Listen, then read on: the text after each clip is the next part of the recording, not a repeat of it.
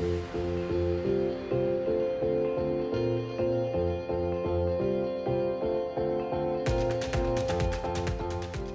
you very much, everyone, for joining us today. Really excited to have this Q&A. And really excited to have these esteemed panelists with us as well. So first, just to look at the land acknowledgement as well, too. So you might have seen it in video, and it's definitely worth repeating that McMaster University stands on land protected by the Dish with One Spoon Wampum Agreement. Wampum belts are beads bound onto strings which narrate Haudenosaunee history, tradition, and laws. The Dish with One Spoon Wampum was created to bind the nations of the Haudenosaunee Confederacy to the great law of peace. The dish represents the shared land, while the spoon reinforces the idea of sharing and peace. So yeah, once more, welcome to this Life After Mac conference for new grads, and particularly a discussion on unemployment and seeking employment in your life as a new McMaster alumni. We do have here a number of esteemed panelists. I'll introduce them shortly. I'll introduce myself as well, too. So my name is Ryan Moran. I'm a McMaster alumni twice over. So I'm a brand builder and entrepreneur. I hold an honors BA in political science and theater and film from McMaster, and then jumped ship and went into business and did an MBA in strategic market leadership from McMaster's Degree School of Business. I also pursued a graduate diploma in arts management from Queen's University. I'm currently the manager of partnerships and programming with Innovation Factory in Hamilton. So essentially working with the entrepreneurial and innovation ecosystem within the city, making connections and partners and building out programs to help build businesses. I'm a co-founder of CoMotion Co-working and Event Spaces, and also founder of a Canadian watch company, Lock & King, based out of Hamilton as well, too. So I'm currently also a member of the McMaster Alumni Board of Directors, and also a former MSU president and heavily involved in MAC in my time there. So yay, go Mac. Now to introduce our panelists. So first we have, so we're just going down to the bios, Rob Hahn. So Rob is a co-founder and CEO of Sapling. After indulging his penchant for learning about anything and everything in his earlier McMaster days, he wisened up and found a job in investment management. While at Artemis Investment Management, a $2 billion Bay Street investment firm, Rob developed deep financial modeling skills through researching over 100 publicly traded companies. He also oversaw more than $150 million of client money. His successes saw him promoted twice, ending as associate portfolio manager.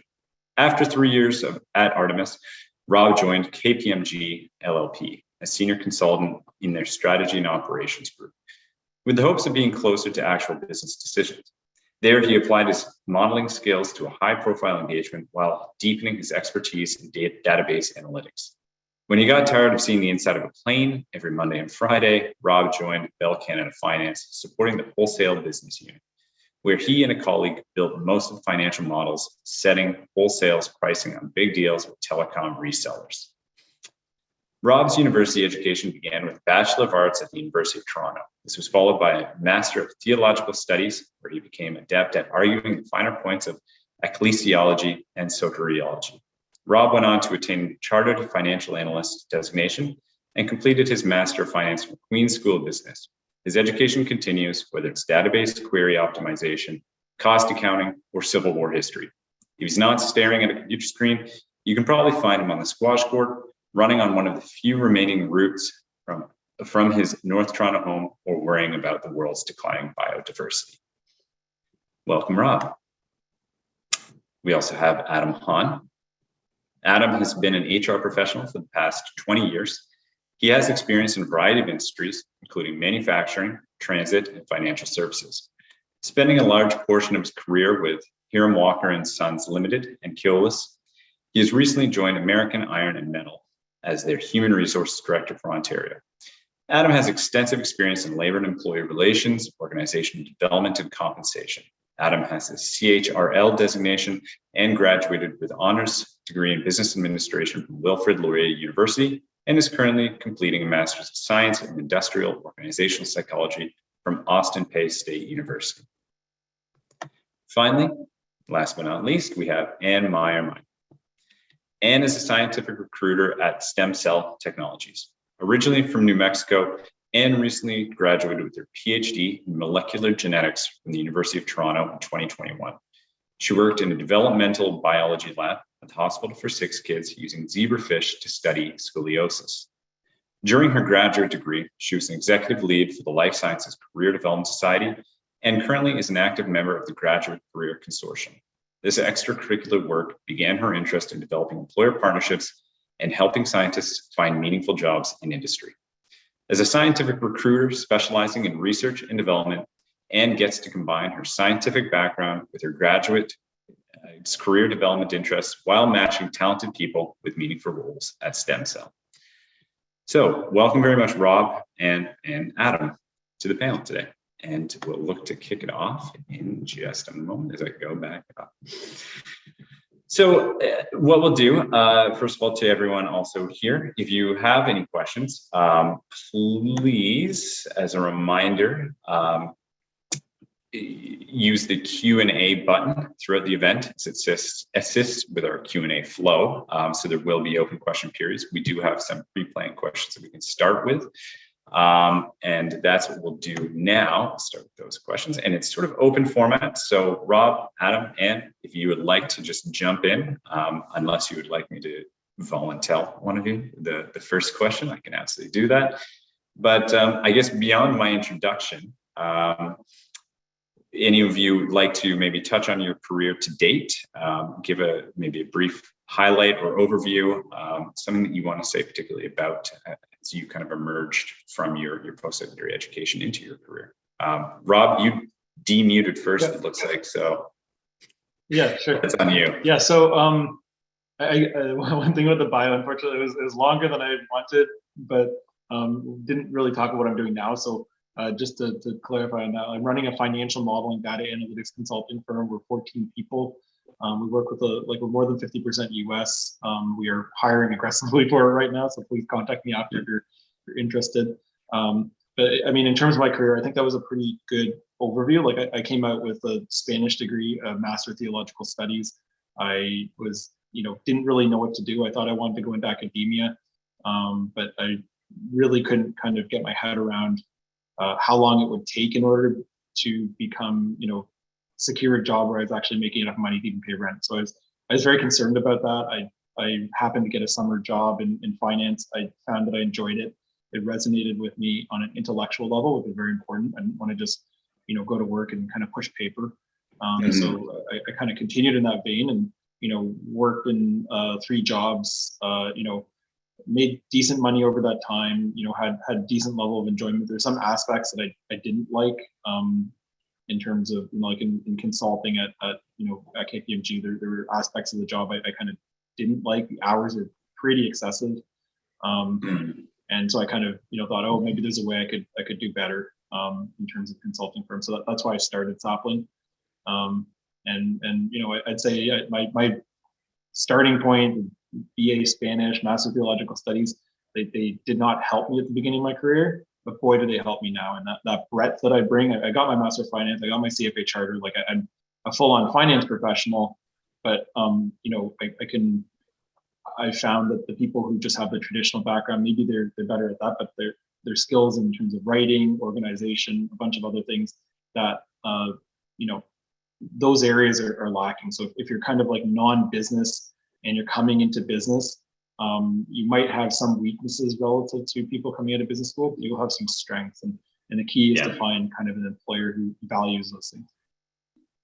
No, that's great. And I think that's an important thing to touch on too. And it's something that I did pick up on in reading your bio, that where you're at certainly doesn't necessarily match up immediately with where you started. So, and I think that's an important point for alumni, these new alumni as well too, as they start the career journey, that it doesn't necessarily need to be a square peg, square hole in terms of the degree that you've come out with. You can shift, evolve, and be flexible with how you grow in your career. And I wonder if maybe there's any sort of overview or thing you'd like to add to your introduction.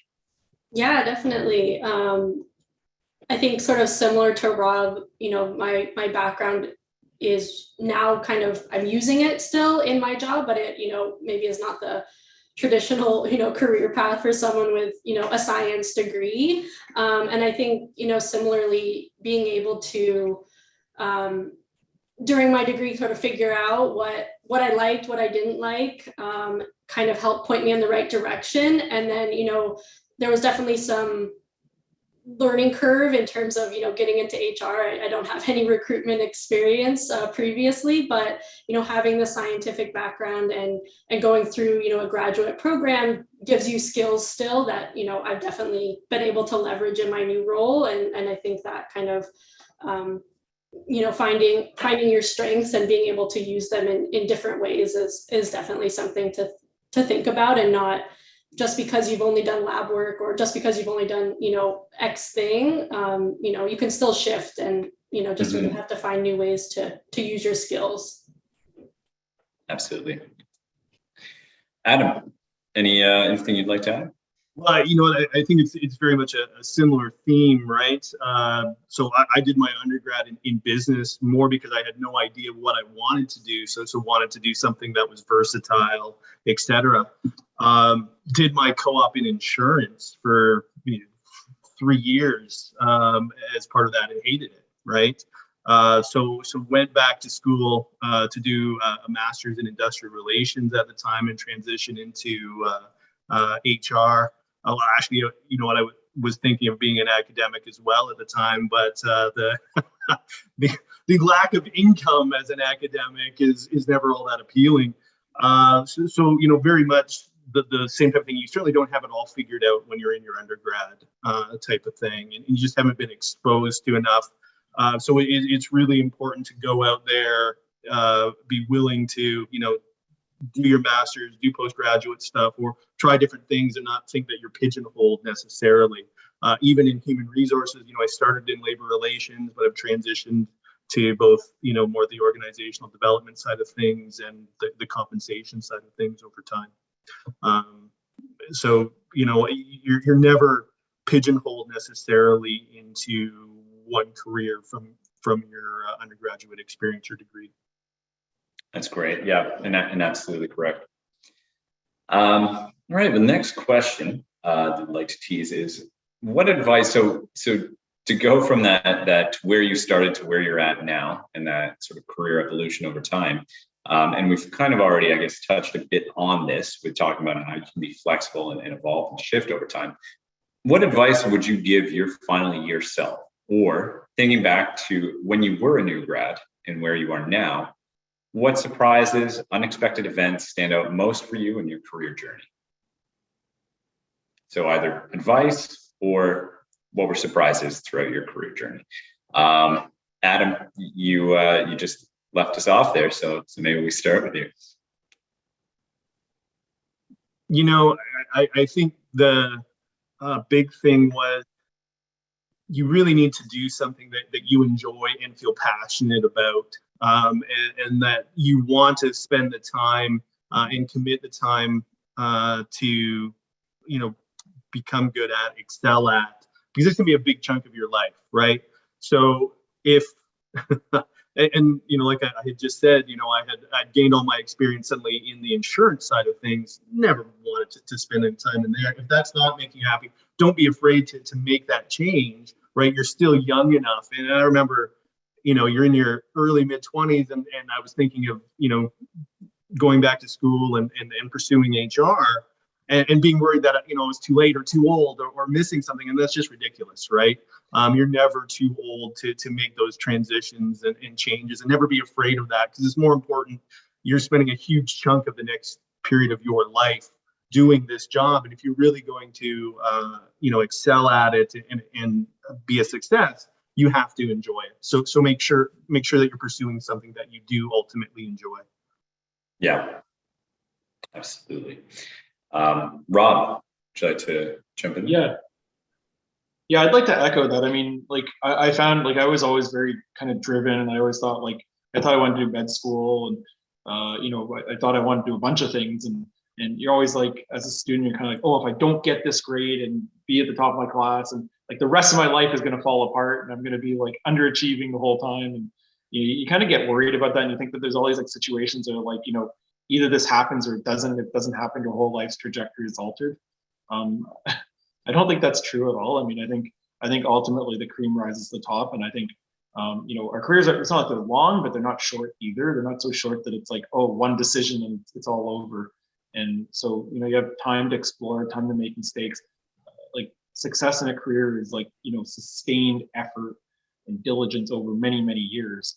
And even if you miss getting into a certain type of school, like business school or med school, maybe you miss getting a certain promotion, like maybe it's a little setback, but like I'd say you look out 10 years, 15 years, and to be honest, I don't think those things really make much of a difference. It does kind of even out, and if you kind of continue to apply yourself, and as Adam said, do something you're passionate about. Now, I do want to emphasize, like, there's I'm very passionate about financial modeling, data analytics. I'm passionate about creating a great team. Like, I'm passionate about a lot of these things.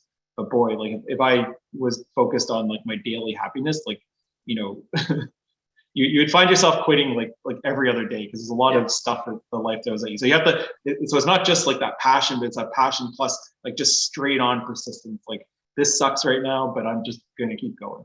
And it doesn't suck every day, right? Like, it just, sometimes it sucks and sometimes it's fantastic. But meantime, you're chugging along at the same rate. Yeah, absolutely. And you're nodding along. Yeah. Just echoing, I think, no experience is bad experience. So, you can really get, even if you're in it's your first job and it's not what you want to be doing the rest of your life, just take those experiences, those skills that you're learning and use them.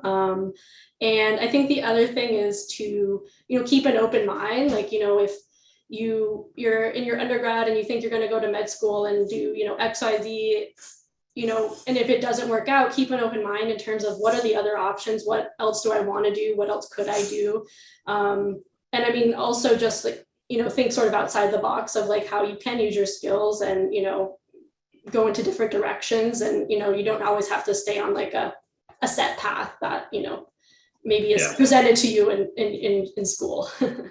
Yeah, absolutely. I think, one thing that kind of the three of you are kind of touching on is the idea of what you do is more dependent on what you've done. And especially if you're looking at just starting your career path, you still have a lot to go in terms of being able to invent that course and invent that path.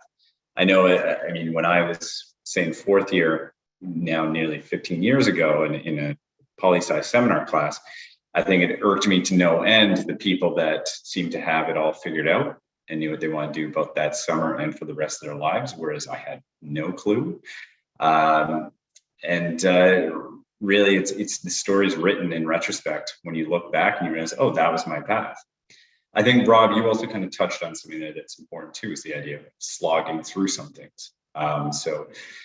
Sometimes what's most important in terms of both just doing things, saying yes to different opportunities, but if you don't like it, absolutely recognize that and be honest with yourself about it. But those sort of situations of things you don't like, things you're not happy with, also teach you what you would be happy with. So that's where their value also comes in.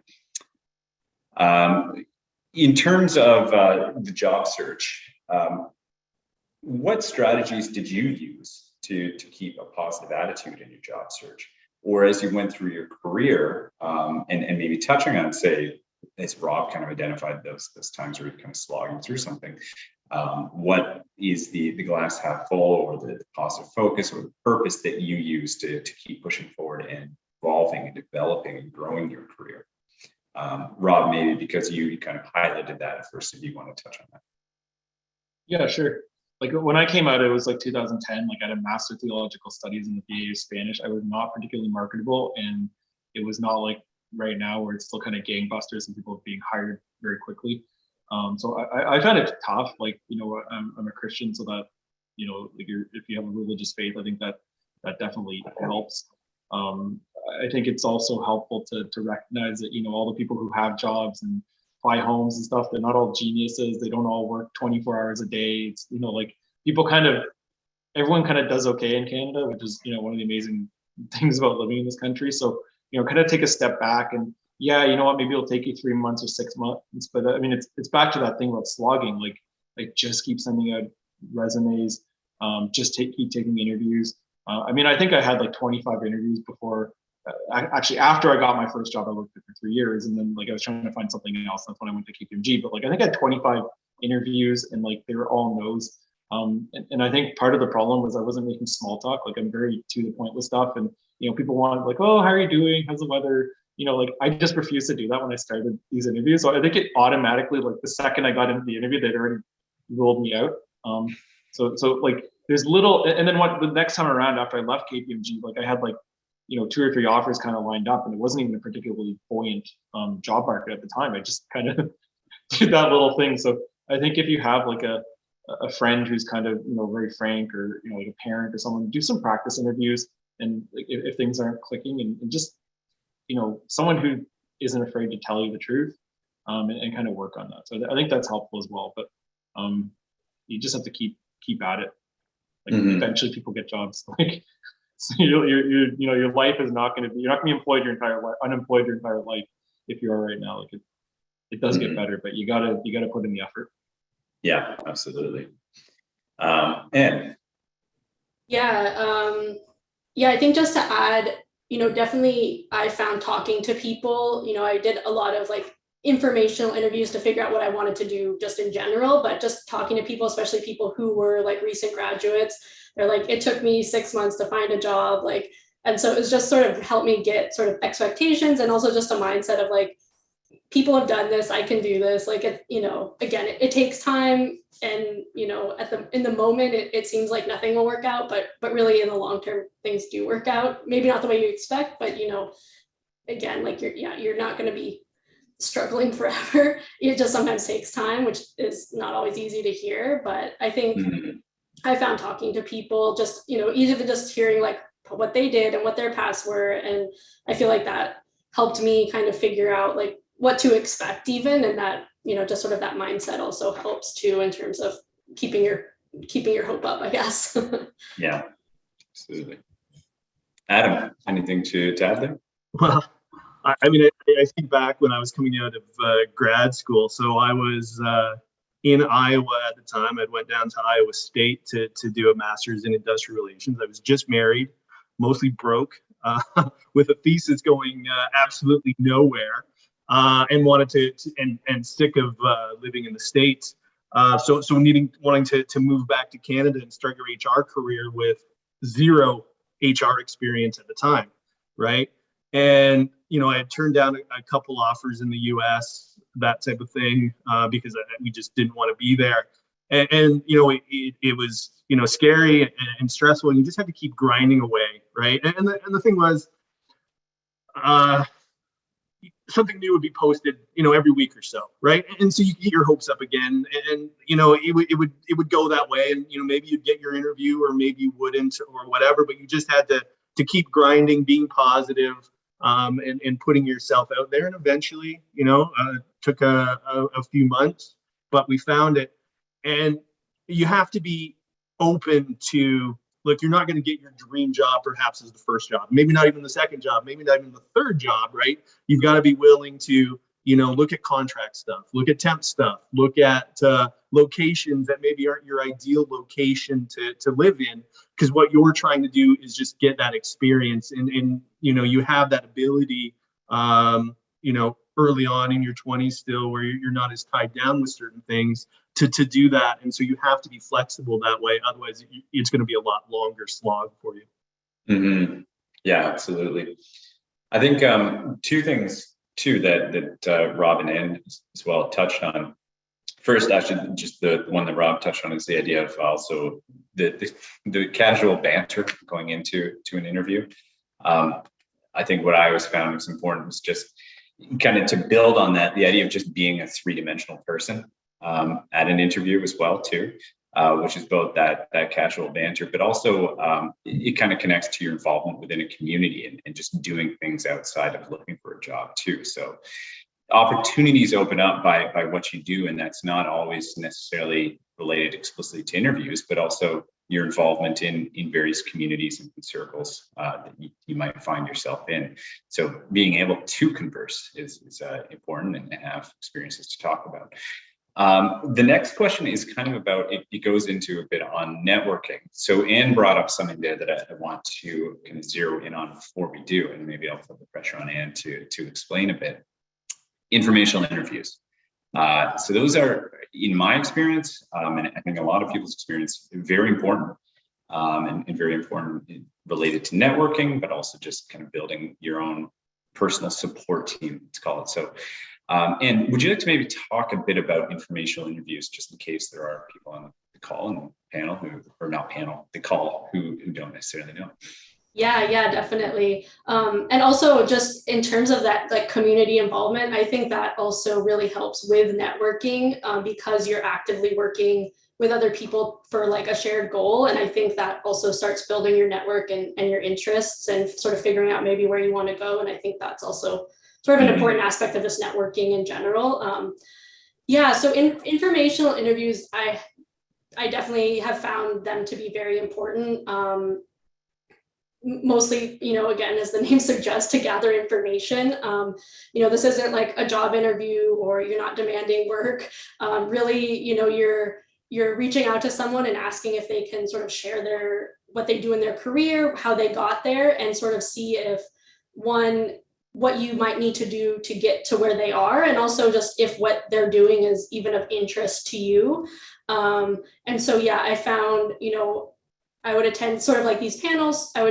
Someone would have a career that I kind of was interested in. I'd reach out, talk to them, like, oh, maybe actually that's not really what I want to do. But then they'd give me other ideas and I'd go to other connections, and sort of is just sort of building that network of like figuring out what you want to do and how to get there and what sort of skills you might need along the way. And I think it's sort of it's in some ways an organic way to build that network, because, you're asking basically for help in terms of just, can you just share with me, your story and, your career journey. And people also like talking about themselves. So I had very few, no's in terms of just like sitting down for, 20, 30 minutes and just like asking a couple of questions. And I think it's a very good way, and would definitely, recommend people sort of invest the time into that. It does take time, you have to email people and talk to people and find people to talk to. But I think in the end, it is really worth it in terms of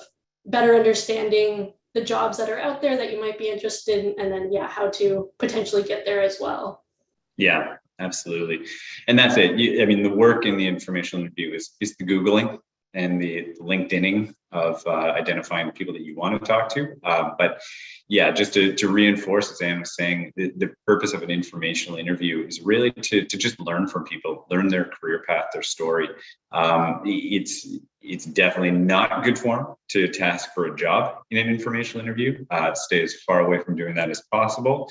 But informational interviews are a fantastic tool to just build and expand your network, to learn about people's experiences, to learn how that could influence your own.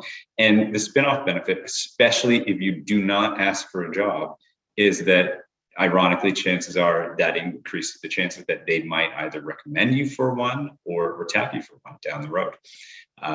So with that, so the next question, everyone talks about the importance of networking. Does it really work? How has it helped you in your career thus far?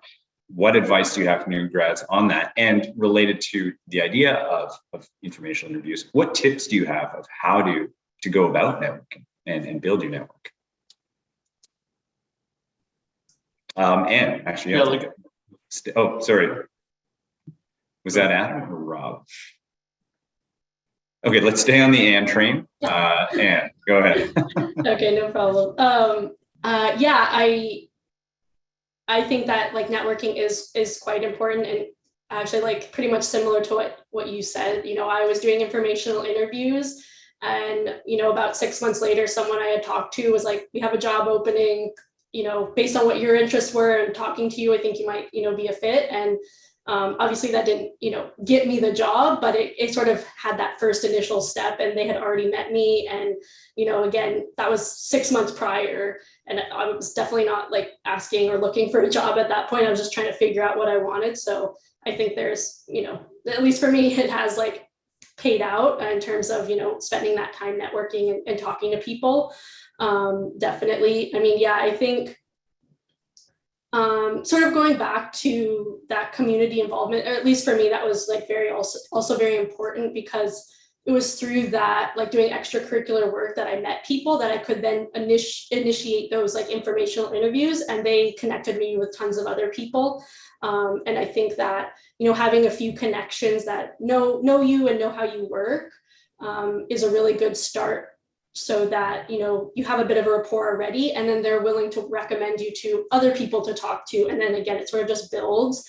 And I think that's a big thing, but definitely, cold emailing or calling people, or like LinkedIn people. Very few people really, I've found, say no, and I think that showing your genuine interest in the role, and again, making it clear that you're learning to gain information from them and advice from them, is definitely the way to go, as opposed to, asking for a job straight off. Yeah, absolutely. Adam, I think you were going to add there. No, is Rob? Rob, okay. Yeah, I mean, I found the same thing. Like, I mean, especially back like after my first job, and I was trying to, kind of level up a lot. And, I had a lot of informational interviews. People were very generous with their time. I did not ask for a job, but I found that often it kind of led to jobs. Like, I'd meet with someone and they'd hear about something, or they'd be in a position to hire. I'd say it's just part of the heavy duty work of like getting a job. So you send out your resumes and stuff kind of cold to companies, and that's not useless. Like, it might feel like a black hole, but you do get interviews out of that. But I'd say that networking, especially if you're a bit unconventional in terms of your background, that's the way you can kind of get yourself in front of people's faces, and eventually it does create like a level of inevitability that you'll get a job, because you just keep networking, and you're kind of in front of people. So I think the important thing is to kind of be respectful of people's time and make it easy for them to say yes to an informational interview, and recognize like there's some constraints. Like for us, like I'm not going to take an informational interview while we're hiring, because it somewhat short circuits our process. But between hiring cycles, like absolutely, like people reach out, and we kind of book a short Zoom to talk about things. So I think it's a very important aspect. And now that I'm like mostly a salesperson, I find like most of our work is through network. Now, I mean, we have to go to conferences and pay to sponsor them, blah, blah, blah, but it is at the end of the day just networking. So networking is like a very important skill. Very little business, I find, is done through like, cold emails sent online. Yeah, definitely. Adam, this time. Yeah, so by way of confession, I am a terrible networker. So like I said, I did my undergrad in business, and there was, this huge harping on networking is, extremely important, et cetera. And it definitely is, and it definitely helps. But it was something that, I scored pretty high on introversion on the introvert scale, right? It wasn't something I was, ever particularly good at, and certainly reaching out to people. It probably would have helped a lot, but it was just never an arrow I had in my quiver, right? But what that meant was I had to be, so for anybody who's terribly introverted and not comfortable doing it out there, there is still hope, right? I remember being worried about that. The big thing though is you have to be then really sharp on everything else, right? Then you have to interview well, right? You have to grind more. You have to do standardized assessments well, because you've got to compensate for not being as proficient at networking, et cetera. So networking, what I find with networking in general, sitting on the other side as an HR professional and hiring manager, is look, it'll a lot of times help you get that interview, right? But you still have to nail the selection process, right? You still have to interview well. You still have to do our assessments well. We still have to think highly of you. So it'll get your foot in the door, but you still have to do a whole bunch of other things if you're to be that successful candidate. If you're looking for to be hired by a good organization that has a very thorough selection process. Mm-hmm. Like I want to add, like I'm an introvert too, and like I hate networking, and like I still don't really like it, and like, but I just forced myself to do it. I kind of enjoy sales now, which is very similar. Like I just forced myself to do it. Like it's painful, but it works. So Like I want to be the guy who like, okay, I'm going to force myself to get good at networking, and then I'm even better at all the other things. Like what I don't want to be competing with an arm tied behind my back. So that was kind of how I saw it. Like, but trust me, like it's still public speaking. I don't really like that. Like as an introvert, I'd rather just go hide in my basement, honestly. But Yeah. Yeah, I feel the same. Yeah, I found actually though that the informational interviews were better for me because it was like one-on-one. I could ask questions, and I like networking events. I'm not the biggest fan of personally because of that. But I think there's other ways. Like, and also like I find like emailing someone is way easier sometimes than like walking up to their face and talking to them. So different strategies. Also, like there's I think multiple ways to network too. And so, but yes. There's definitely hope for introverts, I would say. Yeah, absolutely. And I would say, I mean, I think overwhelmingly people would say they hate networking and they're not good at it. And I think a lot of people, and I would count myself to identify with a bit more of the introverted personality. And there are, I remember learning, and I think it's me, is that there is such thing also as an extroverted introvert. And different degrees of introversion. And I think what you three have kind of identified is also the idea of purpose, of if you can identify why you're going up to someone, it actually becomes a lot easier. If I'm at an event, room full of people, and I'm supposed to just talk to someone blindly and I have no specific reason why, it's incredibly difficult. But if you know why you want to talk to someone, if you have kind of questions in mind, it does make things entirely easier. And I think that's one of the key items about informational interviews and why they become so valuable and so helpful, is that it's a much more targeted conversation. As Anne had mentioned, it's inviting the person to tell you their story, which people are generally pretty apt to do. I note that the networking notebook has been shared as well in the chat too, so that you want to look there as a resource. But you can also just simply, even if you Google informational interview questions, you'll find sites with just lists of questions that you can ask people. Obviously, you want to make sure it's tailored to that industry, but having that purpose and knowing why you want to talk to someone is very important. I toss out a book recommendation of search. Yeah, Rob. Oh, yeah. So what I wanted to say, one of the things I struggle with, and like it's a lot less now, but like in sales as well, is like, you're like, oh, I feel like they're doing some big favor to me, but I have nothing to offer in return. I think, and that was always a big struggle for me. But like as an employer now, I kind of see like, okay, well, taking those informational interviews for me is a way of like creating some goodwill. Potentially, some people become employees, maybe they can refer someone. It is a two-way street. And the same thing when I'm trying to sell.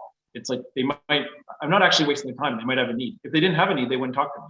So you're doing more for the other side than you really think. It is a two-way street. It's not a one-way street. And ultimately, if you're thinking, okay, well, why would this person want to meet with me? I'm smart. I'm hardworking. I would benefit them by being on their team. They will benefit from this conversation. Like that. You eventually reach that point where you kind of like, I mean, if you're not good, then you kind of you'll realize that too. But if you're good and you're hardworking, like I think you have something worth selling. Yeah. So we've kind of identified, so just to maybe linger on this topic of networking just for a few more moments, we've identified and definitely talked about informational interviews. We've talked about being involved in your community or just being involved in a community of some shape or form. And that helps kind of round you out as a person, but also introduce you to other people. Are there other tools, strategies, ways of networking that you would like to recommend to anyone, maybe organizations or ways to get involved in community? Yeah.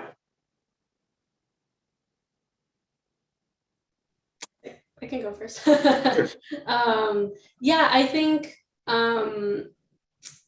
sort of going back to like how to get involved with communities, or even just people and or organizations or committees or anything like that, is sort of, again, what Rob was saying of like, you are hardworking, you do have skills, and you can use those to help other people in those communities.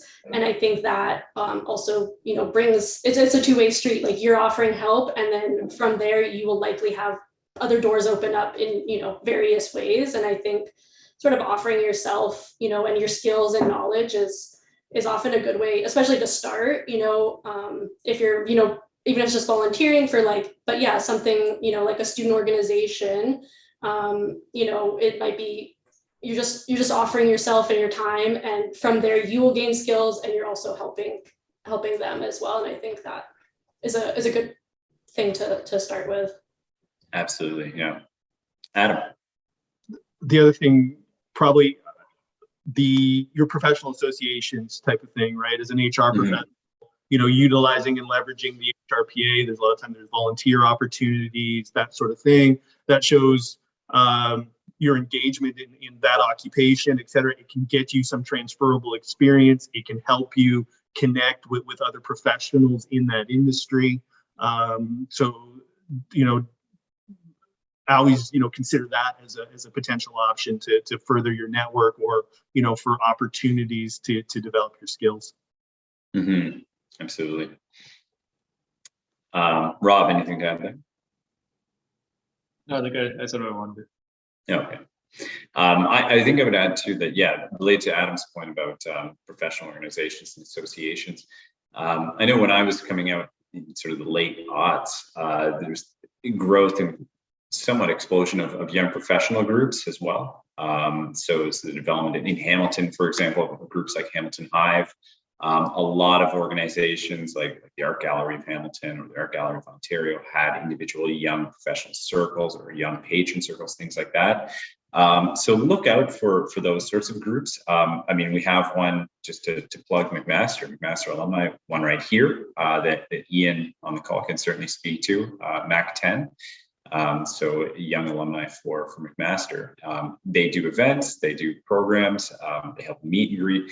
You also begin to develop your own, what you could call a personal support team of other professionals who might be in your same boat, that you begin to share that information with. And if nothing else, commiserate on the career path. But otherwise, yeah, share success stories and share your own journey to date. And Ian has added his email address as well too. So if you do want to reach out to Ian at McMaster Alumni about MAC 10, please do that. The next question actually is an interesting one, and I know I think it's, I mean, forever been kind of an anxiety that a lot of new grads have. You've gone through, you know, years of school, you've gone through now post-secondary education, you're definitely in a new phase of your life, and you want to literally explore the world a bit more, but you have this anxiety about needing to start your career versus travel and exploring. So the question is, how is taking a gap year viewed by employers, and how should new grads talk about that experience? Adam, you're smiling, so I'm going to go to you first. Well, from all the hiring I've done, it has no real impact, right? It's really, you know, how you talk about it. And we expect, you know, you're 18, 19 when you start university, you're 22 or so when you're done your undergrad. You still haven't been exposed to too much in the world, right? So if, you know, taking that year or whatever you need in order to figure out what you want to do with the next part of your life, I would encourage it and not look down on it at all on resumes that I've seen in my career. I mean, from my case, I had to take a year off in between my second and third year of university for health issues, and then extended a co-op term later in my undergrad as I was trying to figure out what I wanted to do. So, I mean, that's expected. It's expected, you know, you're going to potentially change programs or change schools in university. It's all about finding that. And I'm actually more concerned somebody who comes out at 22 and immediately thinks they know exactly what they want to do for the next 40 years, right? Because that's typically not going to occur. Mm-hmm. Absolutely. And anything? Yeah, I would agree that, you know, taking gaps for whatever reason is definitely not, you know, a bad thing. I would say, like, also though, don't hide it, or, you know, you know, in an interview or on your resume, it's, you know, probably obvious that, you know, maybe there's like 2 years where you weren't working or something. I don't think, yeah, like don't hide it. I think people expect gaps. And it's more weird if you just like try to ignore it. But also it shows that, you know, yeah, you're a 3-dimensional person, and using that, you know, if you're traveling, like obviously that gives you good experiences too. It's not work experience probably, but, you know, I think incorporating it into your full story, and also, you know, it is, you know, I find, you know, so what Adam was saying, like if at 22 you think you know what you want to do for the rest of your life, you know, that's not probably going to happen. But if you take a year and you're like, I wasn't sure what I wanted to do, I took a year, tried things out, you know, I think that also shows a lot of self-awareness as well. And so, yeah, I think using it to your advantage and is, you know, a good thing, and definitely not, you know, yeah, it's not looked poorly upon. Yeah, absolutely. Rob, anything to add? Yeah, well, I do want to add, I've had good experience with 2-dimensional people, so I wouldn't necessarily play it down. Like I think there's too much emphasis on 3-dimensional people, and I think I came across as 2-dimensional when I was younger, and I kind of adjusted for that. But it would have been nice to have been just accepted kind of the way I was. But you know, in terms of gap year, like it doesn't make a difference. Like I'm not going to be like, oh, we should only hire people with gap years. It's not positive, but it's not a negative either. If it means you kind of got some stuff out of your system that, you know, 6 months in, you're like, oh my God, I don't want to have a job. Like, you know, if it clears that, then that, you know, I'm all in support of that. And we have like a two month sabbatical for people after they've been with us for 3 years. So that's another way to get that gap. I didn't take a gap year, so I'm not really sure what it's like, but yeah, it's neutral from my perspective. Mm-hmm. Yeah. And yeah, thank you, Rob, for pointing out too. Yeah, everyone's personality is, of course, different. I think what we want to stress here is don't be afraid to tell your own story in an interview or on your resume. So when it comes to something like a gap year, as Anne was saying, it's not necessarily about just having a gap on your resume. It's feel free to storytell around that, and try to feel comfortable in your own shoes of storytelling around who you are and why you did something. I would also recommend that, I mean, travel, it's kind of Adam pointed out and Anne pointed out too, it has applicability to anything you want to do in your career path. So from that storytelling capacity, you can also be creative about how you say travel has influenced your opinion related to a certain path or a certain job or a certain role. How did that potentially educate or bring experience to how you would approach a job? But that said, absolutely, it's about comfort level too, and about also what you want to divulge about yourself.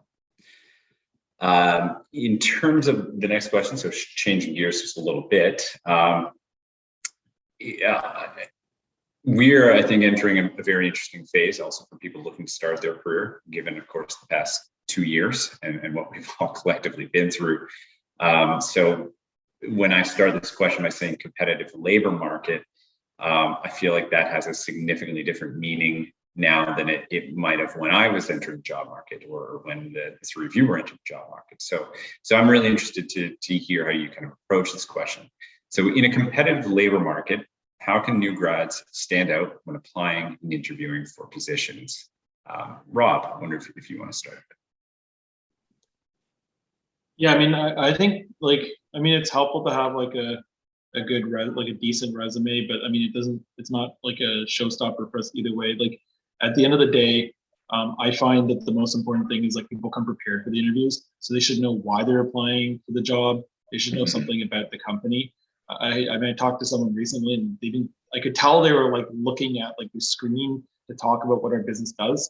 I kind of like the guy too, but like, I'm sorry, like if that's how little preparation you have for an interview that could give you a great job, and, have a salary where you can, pay for lots of things, and you're putting a little bit of time in to get like a full-time job for potentially, a few years. If you really think that you can prepare that little for that, I mean, you're going to be sorely surprised. Like the way I see it, someone who doesn't prepare, if they can't prepare while they're, trying to sell me on my hiring them, how are they going to prepare when they're actually in the job, right? So I think that is really, really important. I think that the most important thing is show that you're prepared, show that you're interested in the company.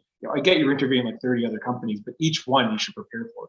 I don't think, maybe it's different from when I was interviewing, but like, I'd have like maybe 2 or 3 interviews a day when things were super hot.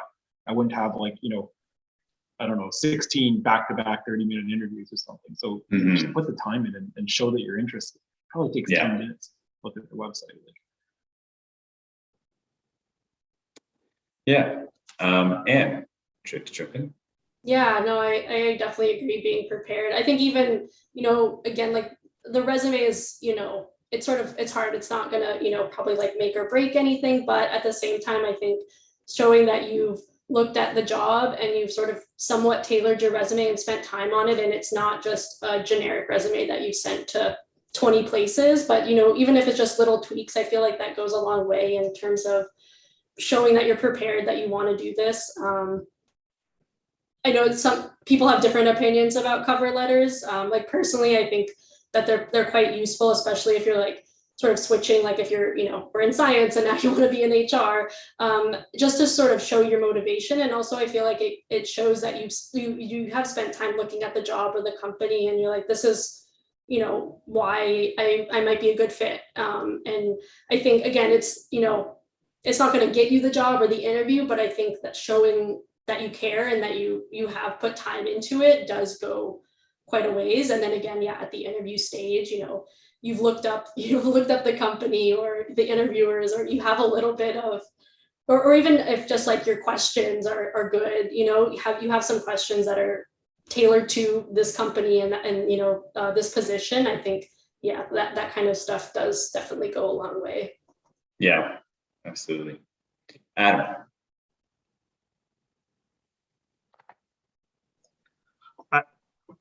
What I like when you have a new grad who really doesn't have much experience or anything really on their resume that's really tangible is that they have some enthusiasm for the role, that they understand or they can explain to me how the role fits into their career and where they want to go and how this would be beneficial to them, that they've done a bit of research on the company and understand what the company does, that sort of thing. And they have decent questions, right? Not just what's my salary and what are the hours type of thing, but what's the company culture like? What do you value in employees?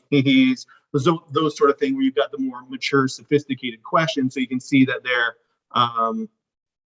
thinking at a higher level, and it's not just a job for them. It's something where they're looking to truly integrate into your organization.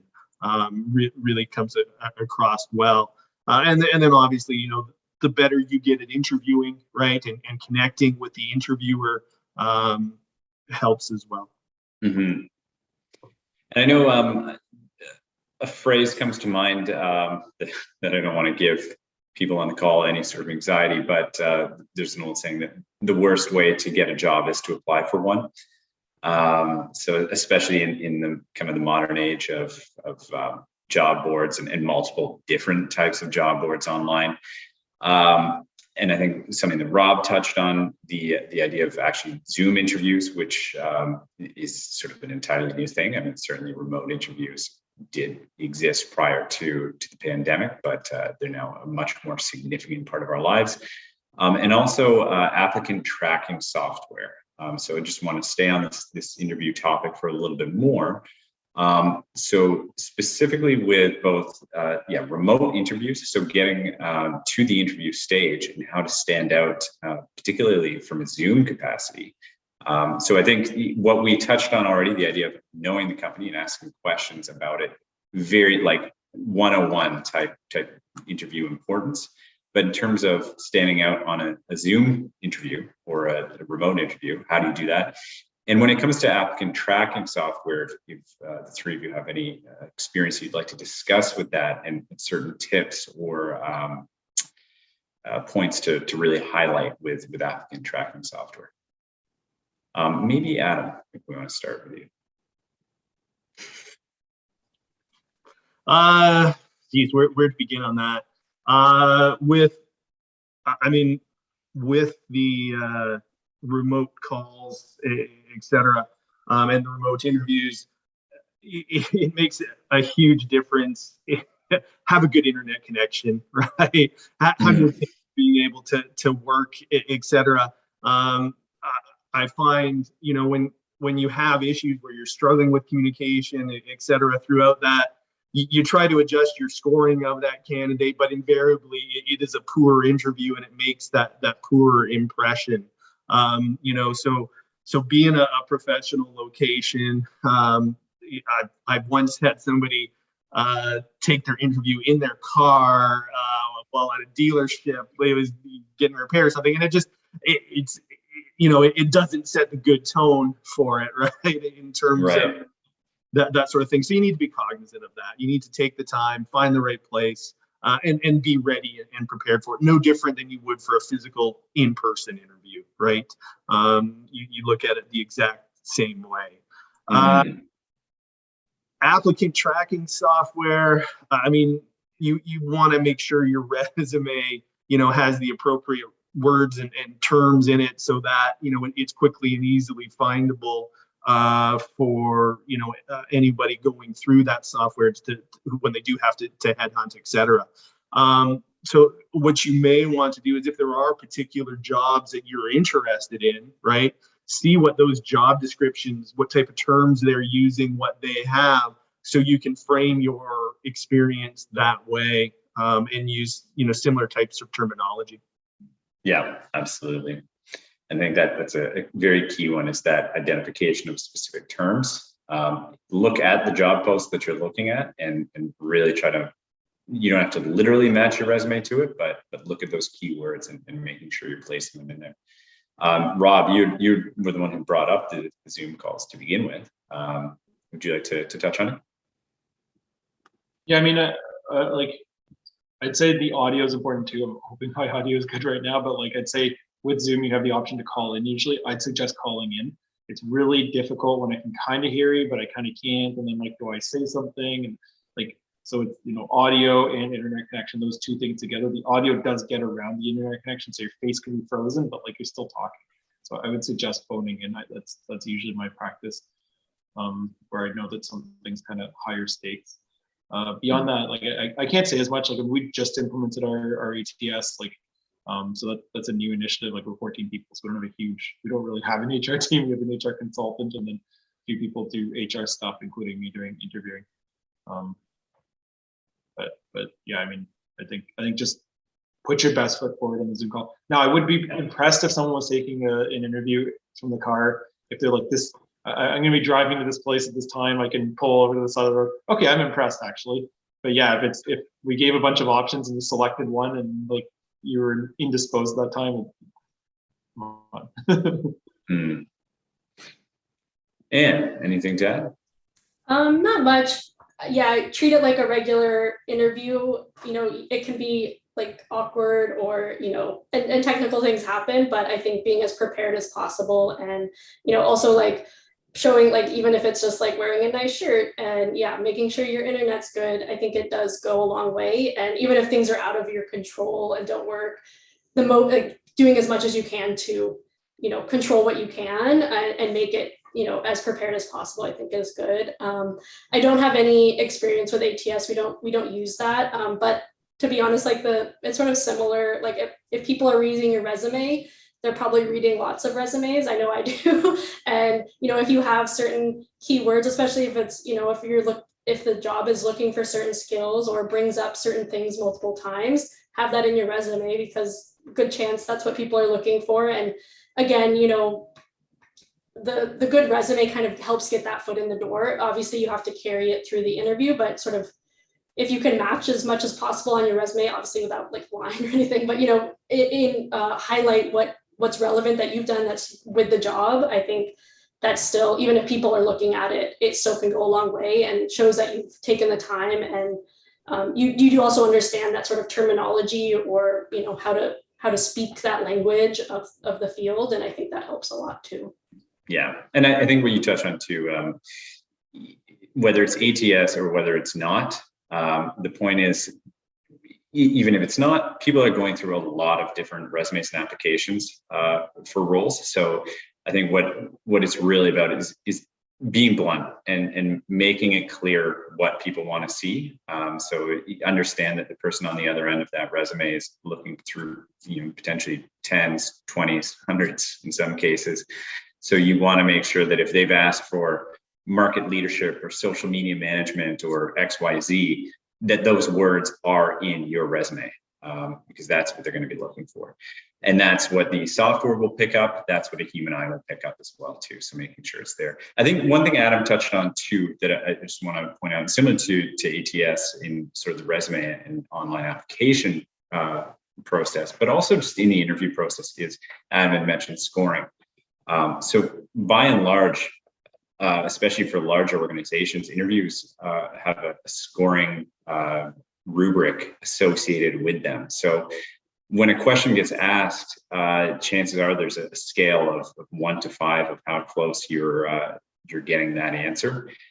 So it's worthwhile to do some research. Just open Dr. Google and look at interviewing approaches and how to successfully do that to make sure that you're hammering home a good, solid answer to a question and you can be concise about it. The STAR method. I won't go into the acronym. I'm going to leave that as sort of your own question mark to everyone listening today to go and Google the STAR method of interviewing. And it's a good approach to start with. I'm going to actually jump over, so we still have a few questions left, but I know we do have questions that have been asked to date. So I'm just going to open those and we can address those. So the first one from Marissa. So thank you very much, Marissa, for asking the question. Is there a way to start over in a new industry without having to go back to the beginning or back to entry-level roles? That's an interesting question. So it's that sort of kind of horizontal shift is kind of what I guess you'd be after. Yeah, I think I will maybe start with Anne, if you'd like to maybe tackle that one first. Yeah, it's a good question. And, it probably depends somewhat in the field a little bit. There are definitely certain technical skills in certain fields that you kind of need to know. That being said, you can, learn them even if you have to do like a certificate or something. But I think horizontal shifts are definitely doable. I think the important thing, I don't think you necessarily have to go back to an entry-level job, but I also think you have to know that you are starting maybe lower than where you were currently. But again, I think leveraging what you do know and how you've learned new things in the past and the skills you do have, leveraging that to an employer or wherever you're going next is very important. And I think people maybe are more open these days to people moving around a bit and not having just a straight vertical trajectory, at the same company forever. And so I think people are a bit more open to those sort of shifts. In general, I'd say you do kind of need to sell yourself a little bit depending and, just sort of highlight what you've done and show that you can do the new tasks and, be willing to maybe start lower and build yourself up, but, not necessarily from the beginning, I guess. Mm-hmm. Yeah. Rob, would you to tackle that one? Yeah, I mean, because we're a smaller firm, we're I think there's a little more flexibility from our side to look at people with non-traditional backgrounds, and we're actually recruiting for financial modeling, data analytics, consulting from literally anywhere. We're more kind of interested in soft skills like curiosity and diligence, than we are with a particular background. So I think small firms do have, consider a small firm as opposed to a larger firm. But I do agree if you're kind of shifting completely from one field to another, you will take some hit. Maybe it's not a pay hit if it's from a lower paid industry to a higher paid industry, but it will be a bit of a hit in terms of title and potentially pay as well. So I think you do have to be cognizant of that. And I think, if you can upskill a little bit, maybe get that certificate. We do a 3 to 24 hour exam after the first round. So once a person proves fit, there's a technical and had someone do it with a humanities background and do a pretty good job. So, I think if you take more interviews, you'll find more of them where there is that technical element and maybe maybe you don't have the right thing on paper, but you're just a really quick study, and you can kind of blow it out of the water that way. That does happen. Mm-hmm. Yeah, it's great. Thanks, Adam. Yeah, I would say it depends, right? In terms of what you're trying to transition to. I mean, more and more on a management standpoint, if we're looking manager to manager, a lot of times we're looking for soft skills in terms of your ability to lead people and manage people, not necessarily industry experience. When it's kind of an individual contributor role to an individual contributor role, it will depend on some of your skill sets and experiences, et cetera, right? Like, for example, let's say you're really good at Excel, even though you don't come from a traditional finance background or that sort of thing. Well, okay, we might be able to, work with that, and that skill would be fairly transferable. And, if you demonstrate during the selection process, you score well on standardized assessments, that sort of thing, that shows us you've got the intellectual horsepower to learn, then we're also much more likely to roll the dice on a move to a new industry. Mm-hmm. Absolutely. And then next question, and I invite, just because we are getting closer to time, if there are any other questions that anyone has, feel free to answer them into the Q&A, and we'll try to address them before we wrap up. What soft skills do you value most for new hires in your respective fields? So let's start, Adam. Just wrapped up with you. You mentioned soft skills, so yeah. Yeah. So I mean, we are looking for people who can work cohesively as a team, right? Because you're going to be doing, a lot of project work potentially, or working with others. You want your departments not to have a lot of interpersonal issues, that type of thing. So your ability to work with the team, integrate, et cetera, is tremendously important. At the same time, we want that curiosity and openness to experience too, that you're willing to try new things, learn new things, and be open to learn and grow. Those type of things help tremendously as well, because we know then, as we change, we evolve. You're able to adapt and evolve fairly easily as well, and can grow with us, and not have challenges that way. So it's that interpersonal cohesion, and it's that ability to be adaptable, and continue to learn and grow. Right. Yeah. Absolutely. Anne, would you like to jump in there? Yeah. Definitely everything Adam said. I'd say the other thing is good communication.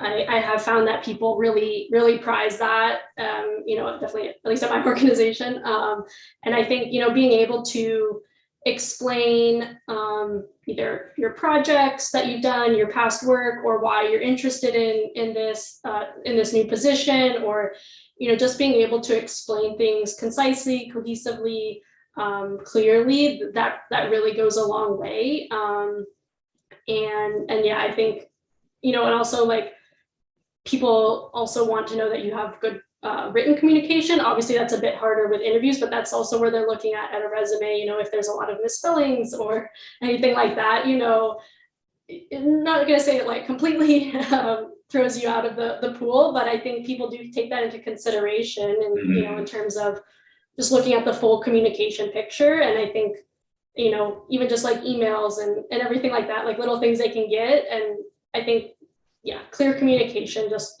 definitely goes a long way. I also find like curiosity and also enthusiasm for the role, or for willing to learn. I think that also, obviously you don't want to have like fake enthusiasm of, overly enthusiastic, but I think, showing that you are interested and passionate and wanting to learn more, I think that also goes pretty far.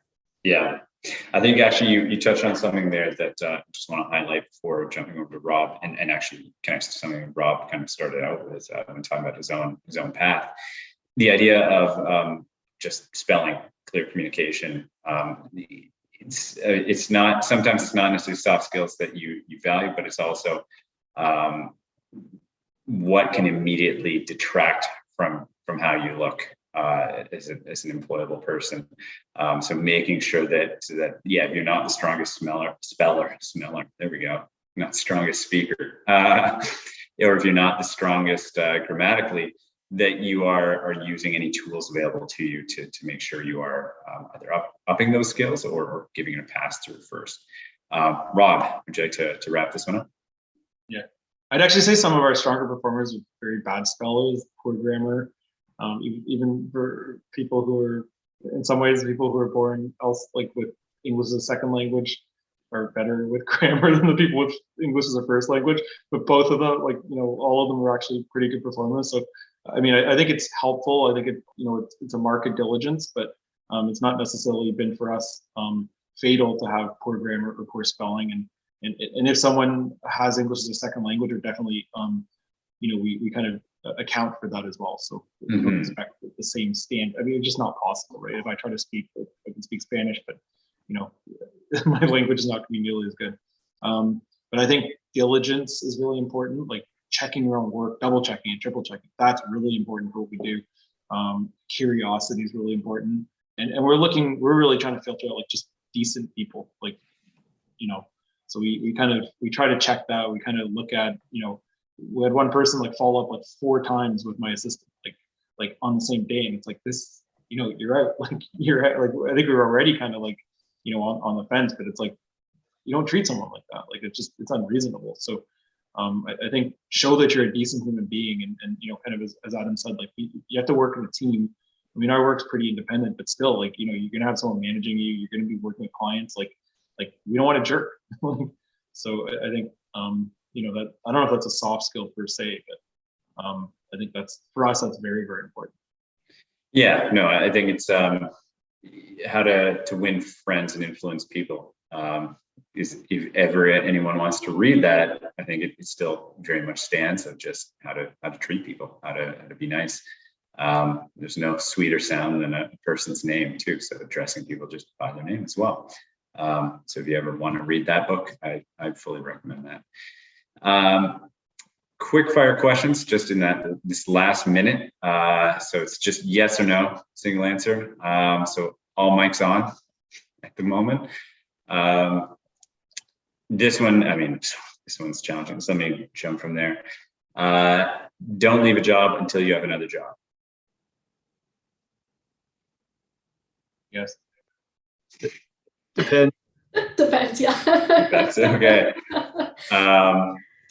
Give at least 2 weeks notice when resigning. Depends. I'd say yes. Yes. Yes, I mean, legally you're required to. So. No, you're not. LinkedIn is a must-have for professionals. Well, it's an argument. So. Yes. Yeah. And Yeah. yeah. Rob? Yes. Video resumes. I feel like that's an instant no. Oh. Follow up an interview with a thank you note. You don't have to. I Yes, personally I like always liked it. I thought it was nice, but yeah, it's not a definite. Yeah, I think it's a good bonus, but won't. Yeah. I'm going to hire the best candidate, whether they responded back to me or not, right? And then resume, 1 page or 2. Depends on the role. It depends on your experience. At this, out of school, 1. Yeah. Okay, great. Well, that is the rapid fire. And thank you very much, Rob and Adam, for joining us today. Thank you very much, McMaster alumni. And again, a plug for Mac 10, especially for all the new grads getting out to the world and staying connected to your university and staying connected to your fellow alumni. Otherwise, that's it for me. And thank you very much.